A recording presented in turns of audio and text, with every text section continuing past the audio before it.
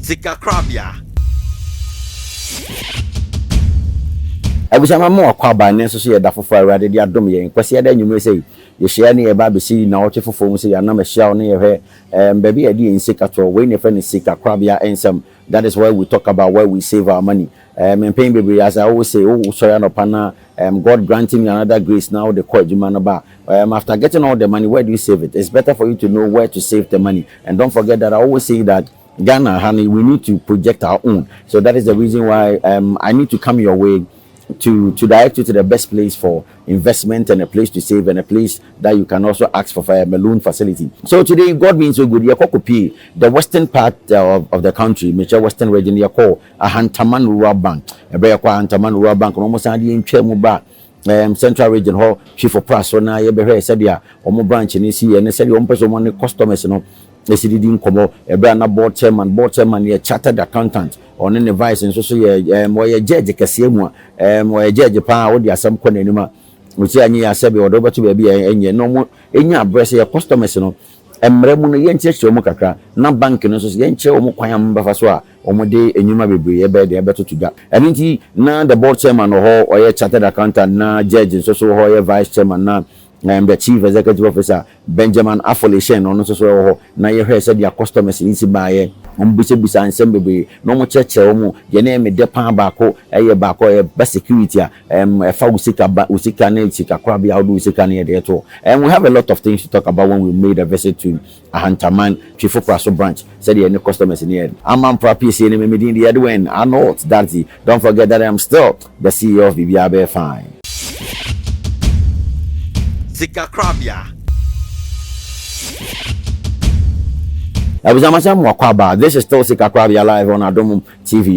We are multi TV so ye di jumedi kese friend Sika Korabea, the only station in Ghana here that has given us a platform. See intimi chair said ye di Sika, baby ye di Sika beto ne kwan be fa so ye betimi manage Sika. See betimi enya loan, ne etimi a chair ye nema pa. E wom so do Sika beto Sika Korabea. Na intine Sika Korabea me wo Adom TV so. And before the commercial break, I did indicate say yakwa Ahantaman Rural Bank and ye sha say there yen hwe se dia board chairman o si cheche niema eyiye de nsem toto dwa e che customers no e ma customers no enso so di nkomo ye busa nsem unya no ba bibia je se Ahantaman Rural Bank. Take a listen to what the board chairman also said. Yen hwe se dia juma de ni sikoi mehu there ye mu binom ye wo transport business him ye mu binom ye zigwa ye mu binom ye wo abefu ye wo kokofu. We are farmers.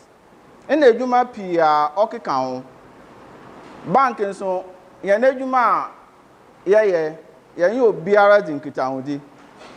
O Biara Nejuma Bia so long as a Sikasem woman Yanyu in Kitaundi.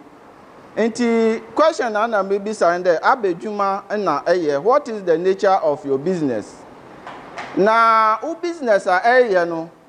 It started no waiting fear another a male ahin and a wady. It started now a year.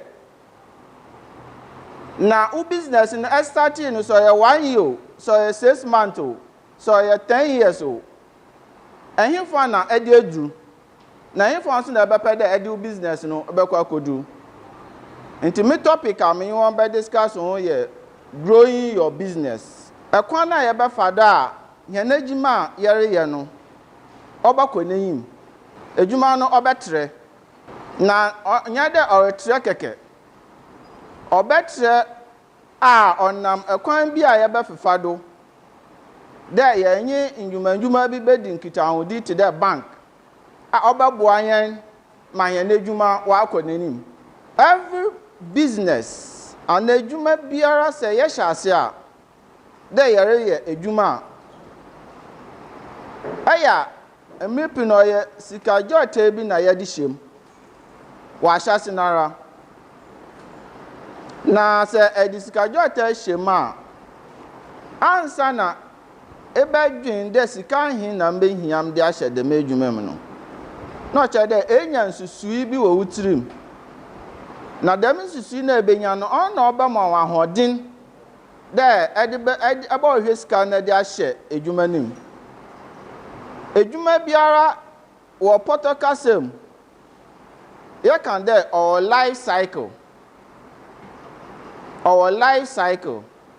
na life cycle no oti there eduaba ye dua ye botu ye da toto edua ho edua biara edua or ye seed ina di shefom ediduaba no di shefom a ebe gugu no du nsu na gugu du nsu a o ma bo de seed no wa pay na efi we fifi kakraba me wo pictures kakraba me ya kire won we fifi kakraba na fifi no be fifi no ehun be hia de ebobo ho ban se start edwuma na se our stage a your friend the existence on ne mo hin on ne existence ne yin abra etum enya idea no de daw na etum enya ska joy bi e de ahyem na I start the area business I start in the ma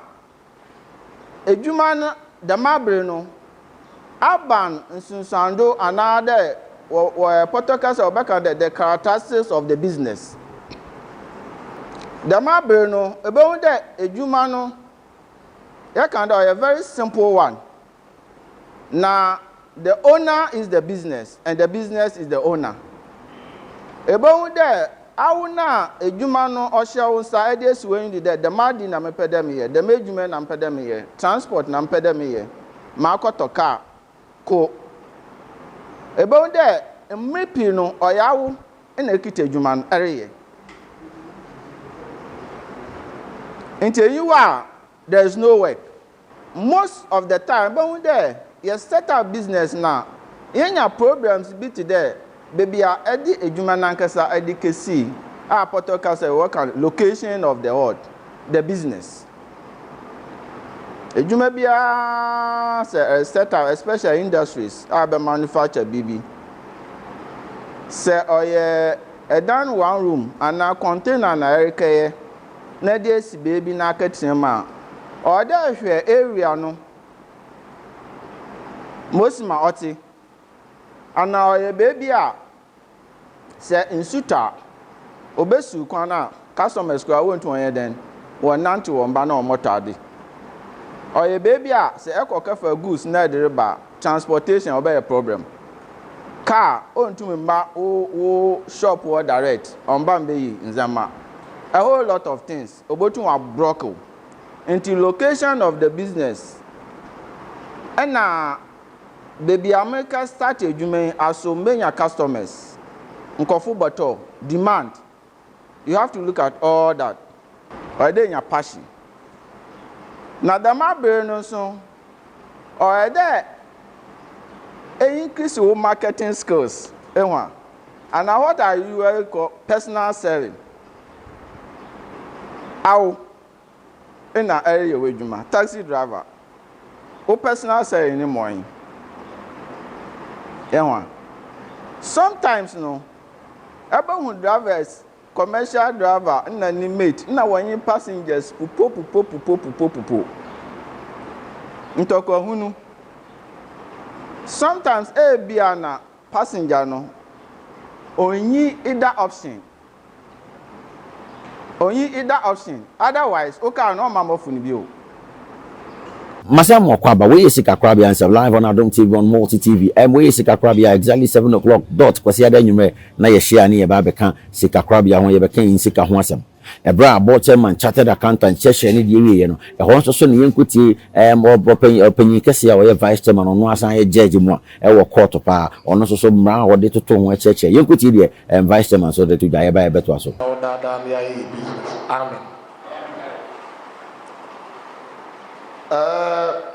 Awie yadama sense yato safre mo oni nyina die mi pani no di kan bae no ye board chairman nensemo okai na me yemu aka me di mi notebook bae na nka me twetwe na anadwubia na ma ye homework isa se niama no okai na se ye hwe na ya consider ni year and ka business bi any who I start here e be go na nneɛma no ɔka deɛ ma me hia ne sɛ adeɛ biara wo hyɛ aseɛ foforɔ a asa wo nko ara na wonim yɛ amanfoɔ nya hu sɛ woyɛɛ no ɛkɔ so pɛ wobɛhu no sɛ competition aba mu woanhwee a na wo koraa kɔfa a saa adwa no koraa ba amantam hɔ na competitors no koraa bɛpam wo sane sɛ woanyɛ wo nneɛma yie ɛduru baabi a ɛwɔ sɛ woma wo customer care no ɛyɛ good na wotumi retain wo customers na woanyɛ na customers no atwa wo mani akɔhwɛ baabi foforɔ na example no wɔn ayɛ no wawo fufu a wa de biara yɛba yɛnya kakra yɛde bɛbɔ aseɛ koraa na fufuo no sɛ ɛka no yɛba no yɛtɔ 3 cities na yɛatɔ 5 cities ɛna adwa mansa de ne deɛ bɛsi kɔ na hɔ ɔbaa yɛ a ɔsɛ atadwe bitters ɛna atadwe ginger ɛna alomo bitters ɔsɛ twa kakra na didi na ɔho ntɔ wo ɔho complimentary adeɛ na no wɔka woanwene ho obi adwene ho enti mmarima no dodoɔ na ɛreba no ofiri sɛ sɛ otumi bɔ aseɛ na otumi didi yie because ebi a wabrɛ anaa wayɛ adwuma abrɛ na wama obi de complimentary service kakra ɔde kaa ne deɛ ho na ɔno abɛgye market no koraa ɛwɔ wo nsam ɛyɛ just an example a ɔde maa ɛkyerɛ sɛ wɔn mo ɛtɔn cement a me sign cement dealer mayɛ accredited retailer of Gasam cement since the year 2001. And I'm dealing in cement for the past 20 years from Gasam. Now, me share cement as I may talk, baby, I may know Takra na me Juman. Let me to return $1,000 in a week. If it's a mantem or 9 ton cement or no, you know 5. Who quite any mono competitors ever mono. I was already be could be unique. Among customers now we still are no consider as a preferred choice because competitors now but maybe are no free and no wood there. Nemo unya care see cement no so who about $20 air cobiano. Yeah, the begu care no their call site ya. Not just a one more some unique service ya. Other competitors will any into why I know so $10 Sika Korabea. Obe friend ni as away. Me want $10 you na me $10 me try and lose the begu care no. Some also be here cement. 1% also me pay 15. And the young from mom cotton 25. Na care into me find it. Emre say a boss here and I team and tell. Into the okay be a papa pay. So bet me stay within competition. A you may be asked so competition no back. No one to me and stay in. You will be chicken out. You will chicken out because Sabre no customer the one care. They be a customer for the satisfaction. This baby be a peer no ko no benya satisfaction. I hold on any bed ever share. Anuti ana Twifo man na wi a yes Ahantaman person che mo say so wo per banker or what a whole package wo gina ho bibi bia we ma business advice or no be yes consultation for we a ye bi no be san aboa wo dwadie mu empuntuo anhyehyeye ani sikasɛm a ɛyɛ Ahantaman ko a enti yɛmfa wo ne bank bi a wo dada twawani na yɛ wadwene sɛ wo bɛyɛ business biara ɛfa bank no ho dia ɛne bank bi wo wiase sɛ wo ne di sa dwuma na ɛno ane Ahantaman Rural Bank. And also, now the Chief Executive Officer Benjamin Afolishen, he happens to be the Chief Executive Officer of Ahantaman Rural Bank, a very good man doing a very good job. You could tell you also the two I buy a better admiration. Mobile app. Almost I did 2 phone to activate my wife. I've been there a bit of a 2 statements in last 5 transactions. Mr. Full statement from 2018 to in there a bit of work out. Debit, credit. Our no indicate over the CCR. Tiganga a Brazilian before which is to work out to her. And yeah, there. He say that they pay the state on control. Also, the 10,000 go to. Again, to know that hit account and then on hit account. Until you get there, evidence to now banking work. Now, our pretty statement and somehow. Ever go about it, so answer never for Korabea. You can check on your phone, any Android phone. You can get your full statement. So I have said, and say the man that if you are a common farmer, a many can be to check it, who statement your phone. Maybe it will be our go to or him. Do you have a network or opinion to my identity? so ebetu na ede wo ba man ede ya banking nti se wo ba man wo phone do a ebetu na dia to account no the man so na se wo ska wo account ma na ehie dia ebetu ehie fi account na ko wo ba man nti ne bank na yesi ye 24/7 de bia ye tu consider o maybe no bank no want to na ntrede ebe ko na ye go bank na bona to there na so eda wo pe wa de so ko pa ebetu na aboko na ska efi wo account eza ba phone no answer kwa ebe kono customers ne so buy no ebi so didi nkomo e de nsem totu dwa yie pa ebra omo so nya mfaso de etu nipa for say it's better for you to join the train Ahantaman Rural Bank ye kwoti de omo so kan ye buy beto aso from me Ebenezer Sophie mo Twifo Praso me a contractor with top contractors association one chairman na makasa kakra fa Ahantaman Rural Bank ho yes kakra ba so about 2016 na yet wonka na yakofra one oba Praso in fact from the time obedu ha nye enda America say bank na boa me and me nkrofo wo kwan bebre so na e bit there yan contractors no at the time when you enter kano we go to the bank they pay us and sana later ya kwa kotua bra check na aba no onu ndanche bebre wo Twifo Praso kromo ha through the bank no stores and other sectors away ejuma no bank nam dam kwan bebre do aboa won ntinde se program ya akodo wa ha na wa cheche nzama bebre mpo ni nyina ndanche na ma yenya we bank ande no quite superb nti American in there bank no be from 2016 up to date no mfaso bebre na yenya yentum nkan Mede Augustina Hodo. I'm the proprietress of Rema Christian Life School, Twifo Praso. I think I've been with Ahantaman for the past 5 years. It is very close to where my school is situated. And so the moment we heard of their presence, we decided to at least go there, open an account, and just as the going says, that you don't put all your eggs in one basket. Though we were with a different bank then, we felt it was worthwhile being with them. And I think it was because along the line where we had a problem, but for our being with Ahantaman, I really wonder how we would have gone through those banking crises. But for the while, it has a great thing being with Ahantaman. If I'm a comforter saying, me what Twifo Praso. Me a contractor, I was top. Yami nimni at my bank, a bebo me ankasa. Me come will be bia or bow ye dreadini. And now one word I saw ye juma. I saw the who best our bank game. In fact, a bank bia or more badaye, or more timber, or more dog, or more boa for pa. Ya bebo and more juma akuye, and the memen so, and the bank yama menso. To me, woman, ekedi enkitaho. And the bank yama to me. One year used to a question to Mishia. Nina is about Bibiani Sika. You're from Thomas Bedu. I'm your Twifo Praso as Twifo Zakali. Me took Coco. Now 2016, now Ahantaman Rural Bank, about Twifo Praso say, or more pay Edwin for no money why you demand. You sent your mobile company, your crapper company, say, on my account from Beshia, see a near crap from the Encasa.